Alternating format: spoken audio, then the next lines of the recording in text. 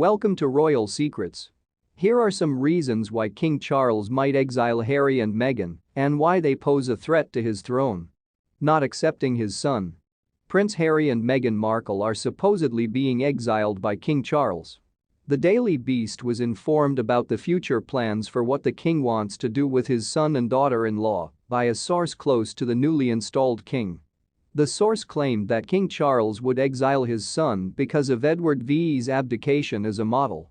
The royals handled the abdication situation by exiling Edward, which ultimately led to he and Wallis being across to practically the entire British people as inconsequential, misguided, disloyal, and even treacherous individuals. The Queen Mother in particular put in a lot of effort since it was a masterful enterprise. The same thing is already happening with Harry and Meghan, and it will only accelerate over the coming several years under King Charles's leadership, the person stated. Of all, a second son who goes astray poses considerably less of an existential threat to the monarchy's structure than a king who goes astray. Another former employee of Buckingham Palace who was able to provide details about the coronation's plans and how they will further encourage Harry and Meghan's exile also spoke. As they were at the burial, Harry and Meghan will receive an invitation to the coronation, but they will be firmly seated in the cheap seats with Princesses Beatrice and Eugenie. It will end there. In order to defend the crown, Charles will be merciless, which will entail keeping Harry and Meghan as far away from the center of attention as possible, according to the former staff member. Following news that Meghan and Harry were still uneasy with the royal family after Queen Elizabeth's passing, the exile update surfaced. On September 13, 2022, royal authority Christopher Anderson told Us Weekly that Harry and Meghan still seem uneasy.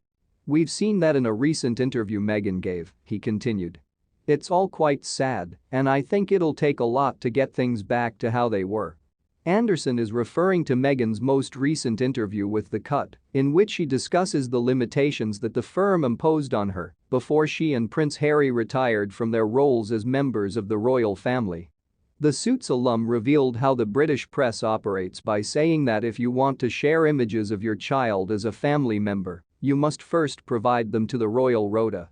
"Why would I post a picture of my child before sharing it with the people who care about my child, with the very individuals who are calling my children the N-word? I'll play that game when you explain how that makes sense."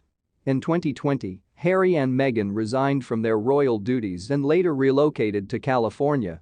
Although they have performed at a variety of UK events, including the Queen's Platinum Jubilee and Prince Philip's funeral, they still enjoy a close relationship with the royals.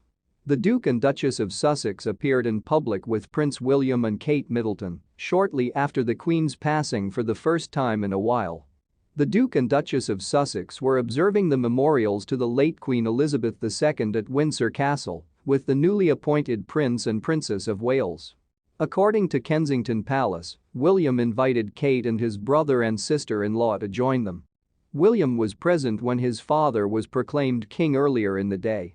The couples in all black admired the bouquets of flowers and notes of encouragement for the Queen and her family. According to a royal source who spoke to Page 6, "We are all very appreciative, both sides putting all things aside for the Queen." Prince Harry paid tribute to all the special moments he shared with his grandmother while she was still living in a statement posted on the Archewell website.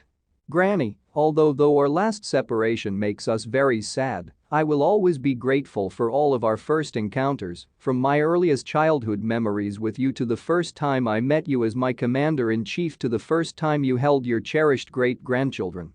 I treasure the times we have spent together as well as all the other wonderful experiences we have had. Not just by us, but by everyone in the entire planet, you are already dearly missed. And we now respect my father in his new capacity as King Charles III when it comes to initial encounters." He also highlighted their reunion with Prince Philip, her late spouse. "We also laugh in relief that you and Grandpa are back together and